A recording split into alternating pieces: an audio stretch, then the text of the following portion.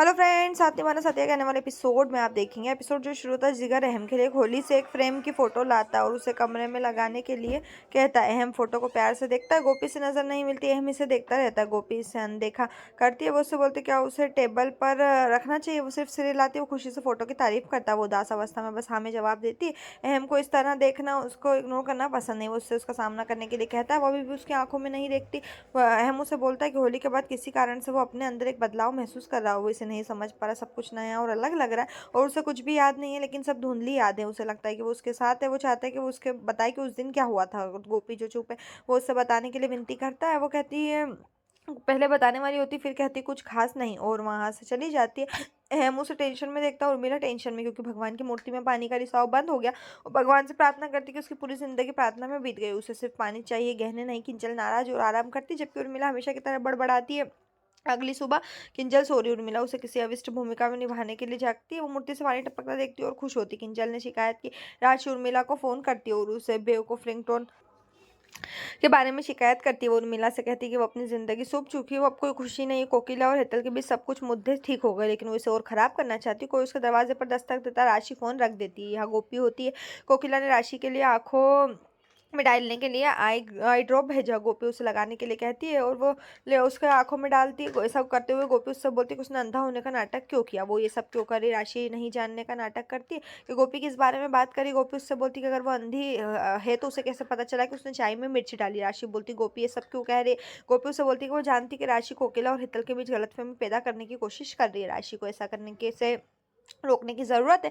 गोपी ने इसके बारे में बहुत सोचा। उसने राशि को एक अल्टीमेटम दिया कि उसके पास कोकिला और हेतल के बीच चीजों को ठीक करने के लिए कल तक का टाइम है। अगर वो ऐसा नहीं करती तो गोपी घर वालों को सब कुछ बता देगी। राशि कहती है कि एक दिन में ऐसा कैसे हो सकता है। गोपी कहती है कि उसने सदियों पुराने रिश्ते को खत्म कर दिया और उसे ठीक करने जल्दी ठीक करने की जरूरत है। राशि हमेशा की तरह अपनी माँ को उर्मी कहकर बुलाती है। उसी टाइम किंजल लोगों से ज्यादा धन प्राप्त करने के लिए अपने आकर्षण का उपयोग कर रही है और काम कर रहा है। उर्मिला उससे प्रभावित होती है।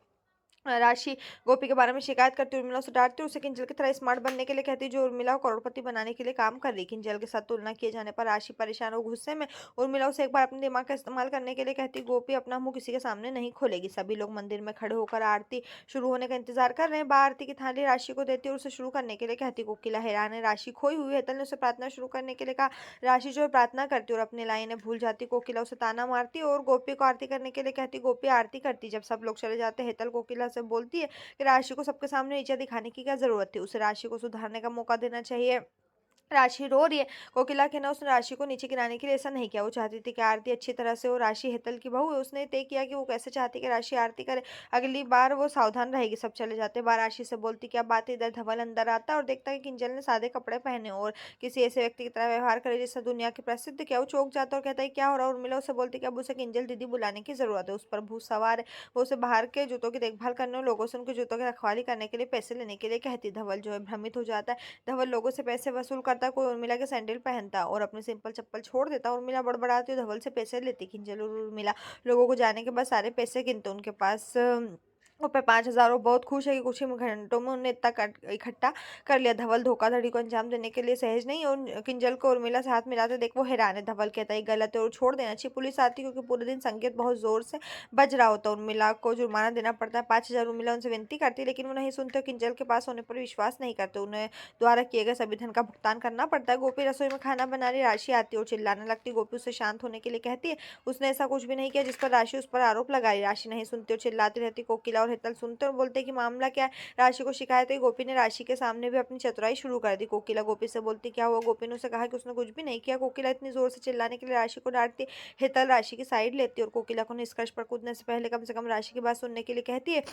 हेतल तब कोकिला से कहती कि हर बार जब वो कुछ करते तो कोकिला को इससे प्रॉब्लम होती। जब वो एक रेस्टोरेंट में खाने चले गए तो कोकिला ने इतना बड़ा मुद्दा बना लिया। कोकिला को चीजों को अनुपात से बाहर उड़ाने की आदत होती है। वो उसकी इच्छा के अनुसार सब कुछ चाहती है और यदि ऐसा नहीं हुआ तो कोकिला इसका जरा सी बात को बड़ा मुद्दा बना देती। कोकिला सबको अपनी मर्जी में दबाना चाहती। कोकिला हैरान है। राशि दूर मुस्कुरा रही। गोपी उसे मुस्कुराते हुए देखती और महसूस करती कि ये राशि का काम है।